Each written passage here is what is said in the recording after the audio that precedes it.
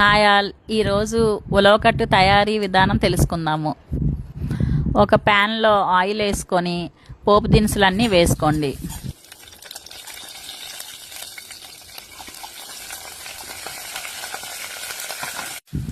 వాటిని బాగా ఫ్రై చేసుకోండి.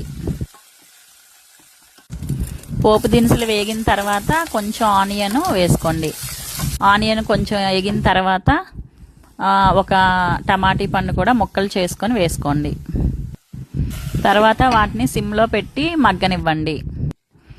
ఈ లోపల ఒక బౌల్ తీసుకొని ఉలవ పిండిని 3 స్పూన్లు వేసుకొని అందులో కారం, పసుపు, ఉప్పు, ధనియాల పౌడర్ వేసుకొని దానికి తగినంత వాటర్ వేసి కలిపి ఉంచుకోండి. అలాగే ఒక బౌలు చింతపండు రసం తీసుకొని ఉంచుకోండి. ఉల్లిపాయ, టమాటీ బాగా మగ్గిన తర్వాత ఇప్పుడు మనం ఫస్ట్ రెడీ చేసుకున్న చింతపండు రసం వేసుకోవాలి. అది కూడా ఒక బాయిలింగ్ వచ్చిన తర్వాత మనం కలిపి పెట్టుకున్న ఉలవపిండిని కూడా వేసేసుకోవాలి. మూత పెట్టేసి ఒక 5 మినిట్స్ కొంచెం చిక్కబడిన వరకు వెయిట్ చేసి ఆఫ్ చేసేయండి.